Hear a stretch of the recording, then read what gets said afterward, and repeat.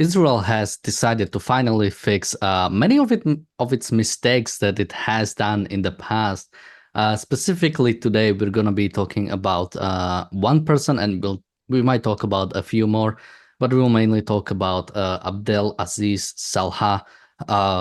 If you looked at a thumbnail, you might recognize him. He's the person behind, or sort of the person that became most associated with Ramallah lynching, when two IDF soldiers were killed in a Ramallah police station. They were killed by the mob, but by the policemen too, who basically allowed the mob to come in and have also joined basically the beating up of the IDF soldier. Abdel was later, I believe, a few years later, caught, and he was put in prison. He was put in prison for life. He got a life sentence, but he was released in during the Gilad Shalit release deal. And now he has finally been killed in Gaza. So we will be covering that a little bit. There's also a few more people that have died, mainly Hamas, among the Hamas leadership, but though they died a few months ago, now we have a confirmation about them. So we might cover that later, but just quickly let me thank Bonnie for her super chat, and joining me today is Marco and Richard. Welcome to the Daily Objective. And Marco, what are your thoughts? Yes, first of all, kind of cast your mind back to the kind of violence and horrific violence that occurred in 2000, in October 2000, when these two reservists were supposed to be going to the place where they were recalled by the IDF, but they were inexperienced, so they took the wrong turn. They ended up in Ramallah. There, they were assaulted immediately by the population. Rock were thrown at them, and all this kind of stuff. So the police apprehended them, took them to the police station, and there they eventually allowed the crowd to storm the police station. And these two poor guys were killed in an incredibly savage way, which I wouldn't want to repeat. But it was an horrific kind of scenes. One of the body was thrown out of the building, and the crowds attacked the body, and they really behave in the way they would expect the Palestinians to behave, as savages.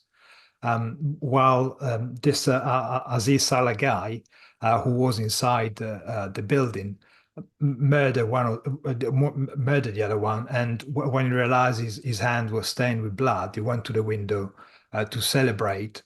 And the crowd, again, the lovely innocent Palestinian outside, saw the scene, and they cheered and they celebrated the death of the second soldier. So, that in itself is enough to make your stomach churn. And the death of this guy is again a welcome, like every single terrorist that has been taken out by Israel. But also you have to remember that this guy, the Saleh guy, was actually arrested, detained by the IDF, and he was released in 2011. Now, that particular, I hate to refer to that particular deal with the name of the Israeli IDF guy that was released in exchange for the terrorists, because it kind of implies it's his fault if these terrorists were released, when actually the only fault, the only responsibility for this kind of terror deal, which also allows Sinwar to leave at the same time, was just our friend Benjamin Netanyahu, who's now trying to amend, hopefully, for the kind of mistakes he made in the past. But the way it's going, I don't think we're going to see anything that approaches anywhere near a sort of redemption for what he's done in 2011. I mean, this is the kind of the death of Saleh is the kind that you don't mourn. It's the kind you celebrate, for sure. I mean, he may have been, low ranking or whatever. He may have been simply there at the time, but he chose to fully participate in the most brutal and evil way, and to celebrate that evil, and to turn it into a moment which, frankly, has become representative. I'm reluctant to use the word iconic because it kind of denotes praise a little bit, but it's iconically evil, if you like, emblematically evil, of him holding up his blood-soaked hands up at that upper story window. And of course, that sort of stuff has been aped and copied ever since. You think of the murder of Fusilier Lee Rigby in London, and the hands being held up covered in blood after he was brutally murdered on the streets of London. And of course, the symbol of the blood on the hands in this particular context has been endlessly referred to. The badges with the red hand, for example, which were referred to recently, even at the Oscars ceremony. There were some actors wearing that, and of course, to some extent, whether they're fully aware of it or not, it reflects back to this hideous moment. So this is a case of justice being properly done, and I see it as two levels of justice: the justice of the fact that somebody who committed such a heinous crime has now met his own demise, on the one hand, and also the justice of rectifying the fact that he shouldn't have been released as part of this big deal, and that injustice has also been rectified at the same moment. And what would be a symbol for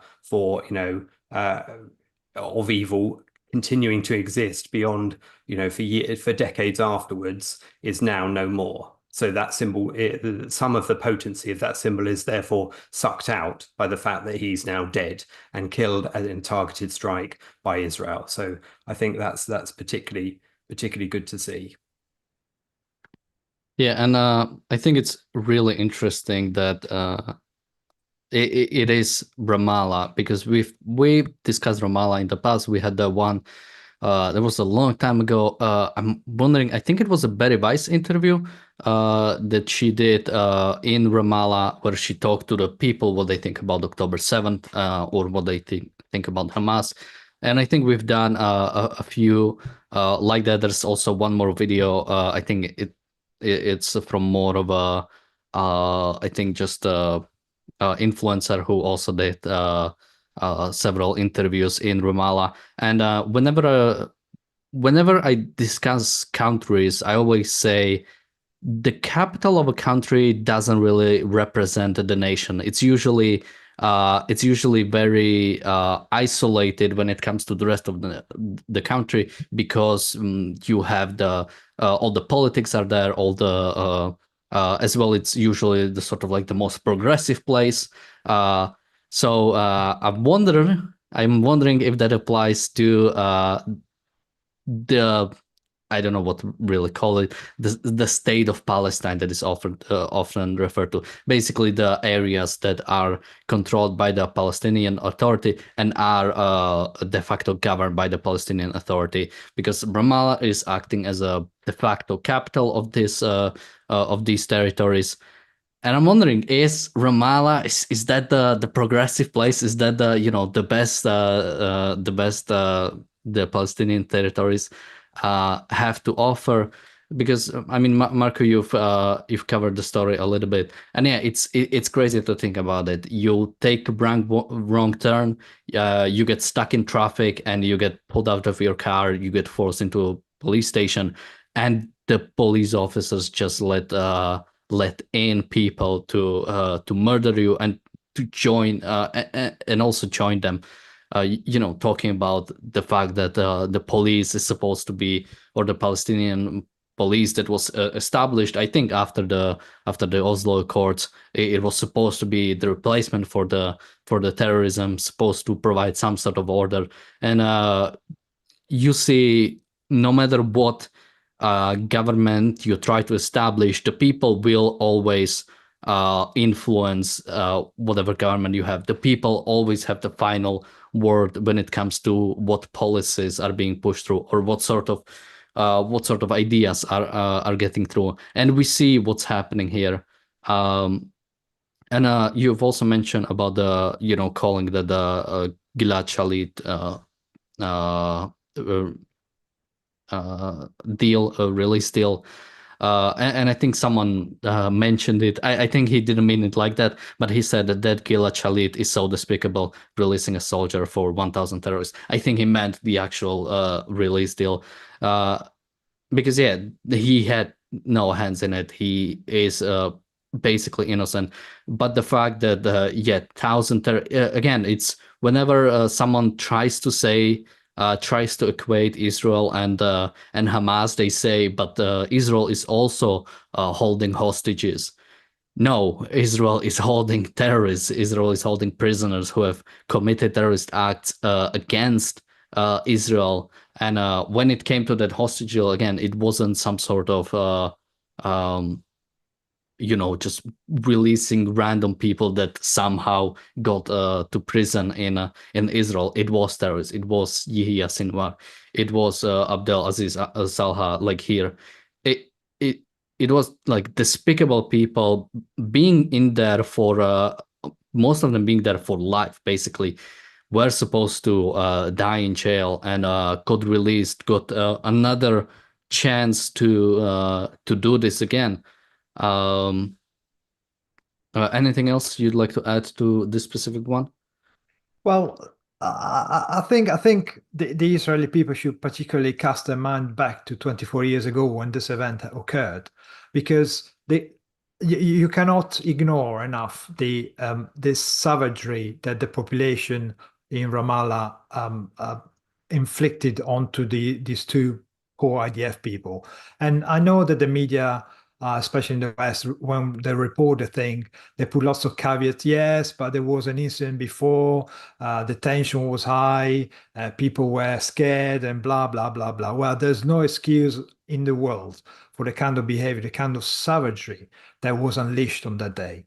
And in a way, what the Israeli trying to push the Israeli government right now to have a deal and ceasefire with the same people, with the same kind of culture, with the same population who did what they did 20 years ago, is just asking for more of the October the 7th attack. Every time you try and reach a deal with this kind of people, you should remember, you should have very clear in your mind what kind of people they are. What's the nature of these people?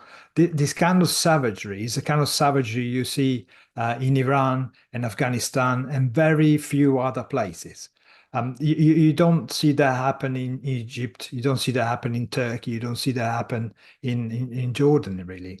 It certainly don't. Well, you kind of see in Saudi Arabia, of course, because that's another hello. But that's the nature of the people you try to appease. And if you try to have a deal with them, they will expect the release of lots and lots of terrorists. As you pointed out, the people in the Israeli jails are not people who sped on the motorway, went too fast, so they go to jail. There are people who actually either tried to kill Israeli, either killed Israeli, or people who were involved in terrorist activities, either in Gaza or similar occasions.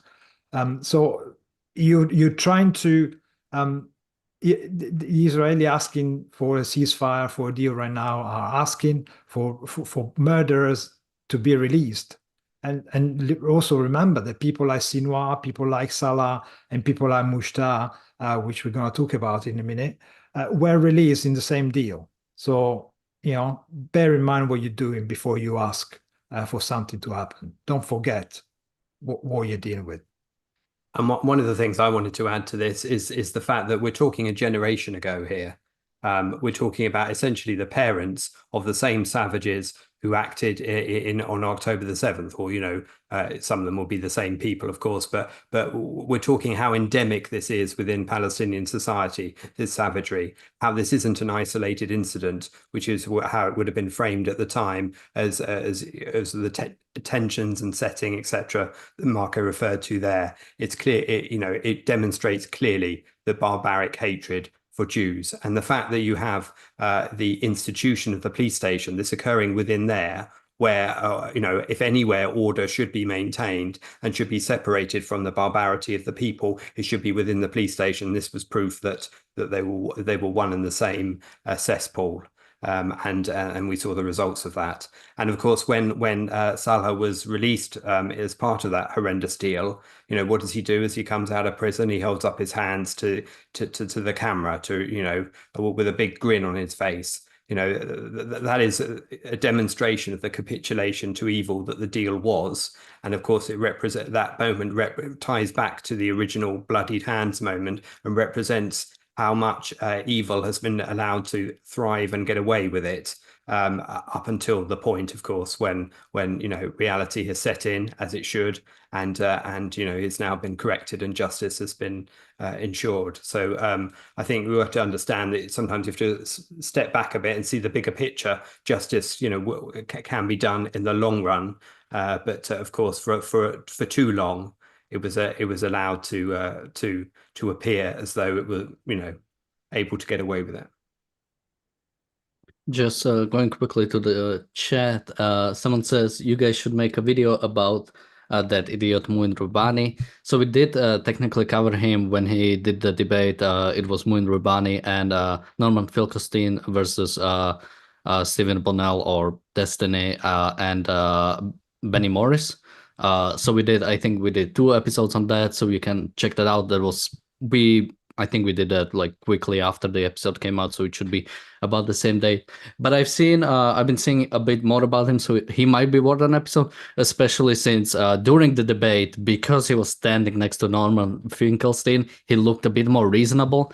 But he is absolutely evil. He is as wild as Norman Finkelstein, so he definitely deserves another episode. So we might do it maybe soonish. Someone also said, if the people have the final say, why do the majority of people live under governments without consent? Because to live under a proper regime, to live in a free country, that requires an enlightenment, that requires a philosophy, that requires a certain amount of advancement, basically.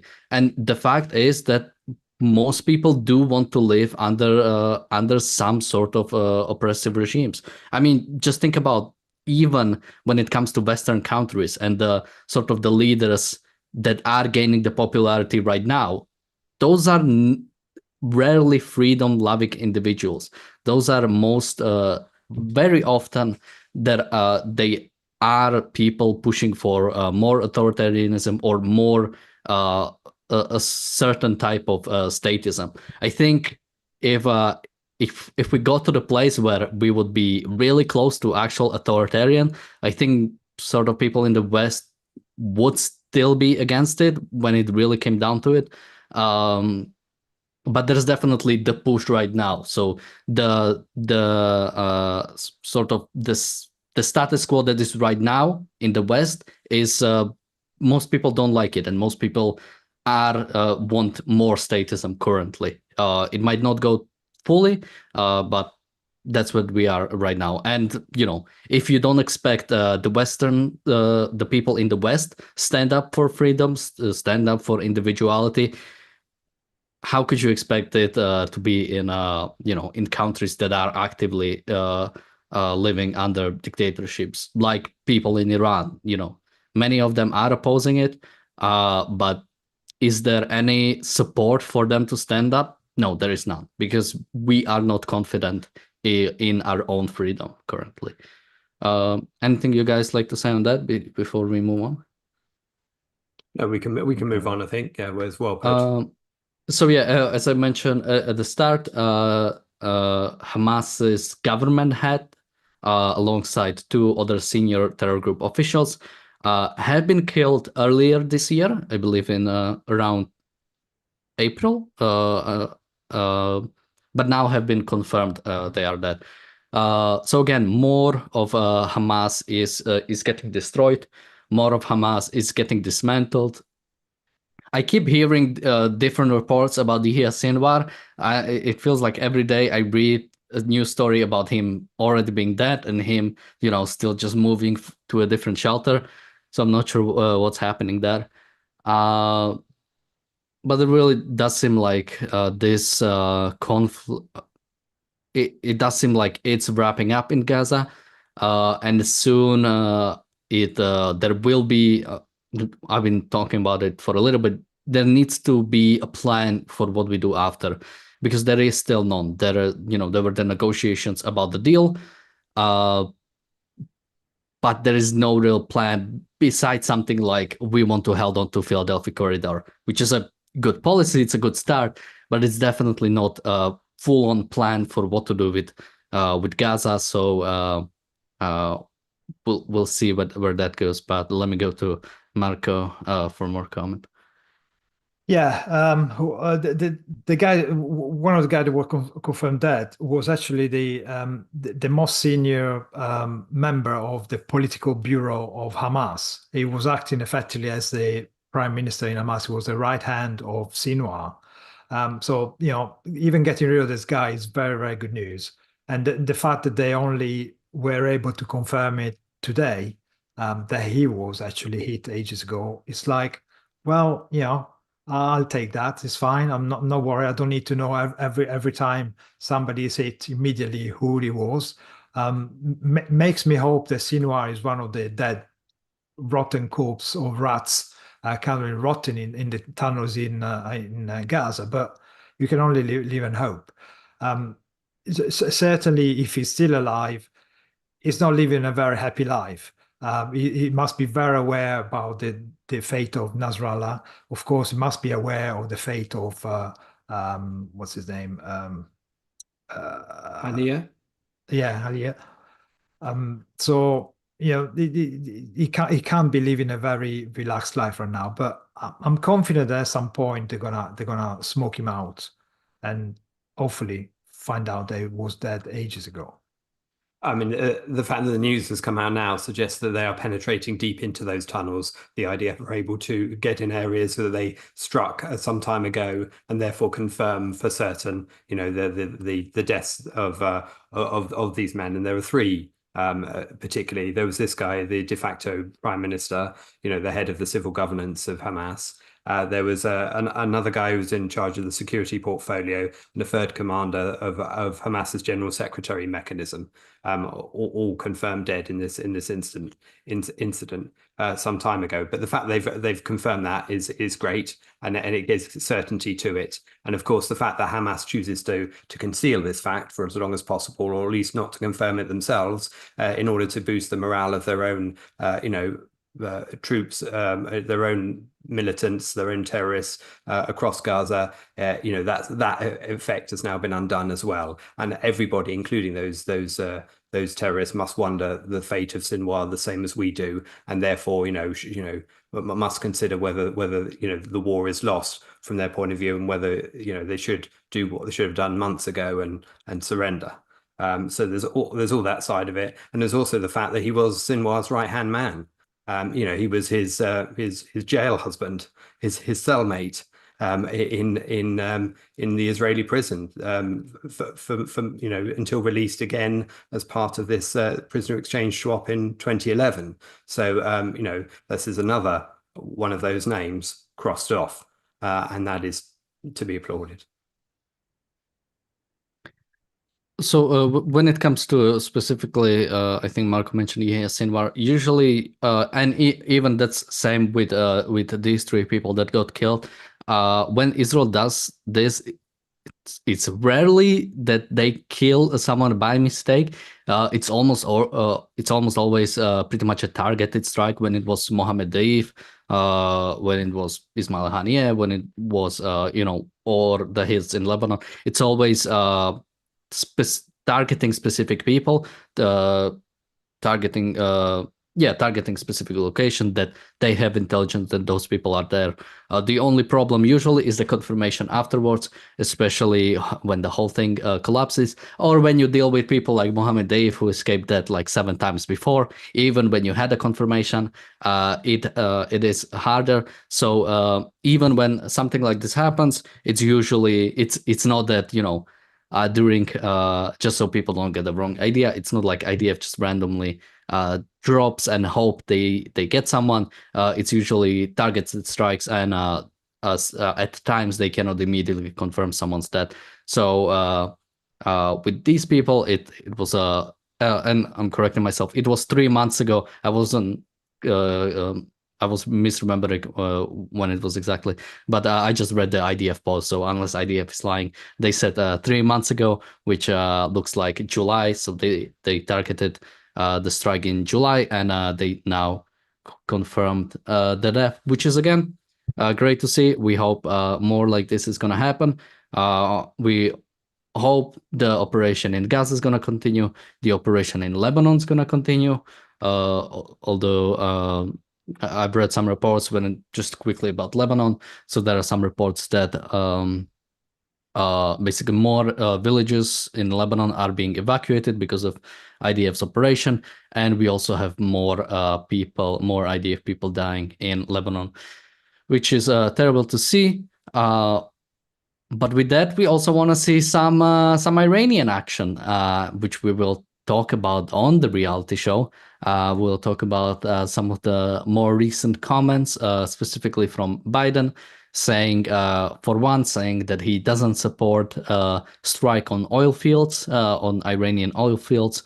But after he talked to Netanyahu, now there is some comments about maybe, or they are discussing it. I think I have a specific quote here. If I can quickly look it up, I cannot. Never mind. But basically, sort of flip-flopping on the issue. But he also met with the G7 nations, and they've discussed about most likely some sort of sanctions are going to go on Iran. And we also have some reports saying that France and UK have already pulled out of, basically saying they will not support any active any aggression towards Iran, or rather they will not join any aggression towards Iran. And they said Israel should just not do anything, pretty much. So we'll discuss more about that on the reality show coming up in just a few minutes. Marco, any last thoughts, and where can people find you? Yeah, well, people can find us in a couple of minutes on the TRS, and generally on the sister channel to ARCUK on YouTube, which is the Briefly Objective, where you can find very short content, 2-3 minutes, and plus the show. So you can, either send or include in your links. And certainly if you share, comment and like, you're going to help the algorithm to spread to as many people as possible, because we need to spread the clarity about the issue we've been talking about. And the very short videos address lots of different points in a very concise and direct way. So go there and enjoy yourself. Yeah, absolutely. And as a final comment from me, I just wanted to mention the morale and momentum of all this, of seeing all these evil people ticked off one by one in such quick succession across the last fortnight. Not only does that destroy the morale of the enemy, it boosts the morale of Israel, and that is what's going to be necessary to ensure that it can blot out the negative voices of even its allies, and make sure it pursues this to the end, and make sure it wins its own security in the future for the long term. There was a pretty good opinion piece that was just released on Ynet, talking about the failing of the Western policy of pretty much not doing anything and hoping things will get better. So I recommend checking that out. But not before checking out the reality show, starting in just about a minute. Thank you, Marco and Richard, for joining me today. Thank you, everyone, for watching, and we'll see you in just a bit. Bye-bye. Bye-bye.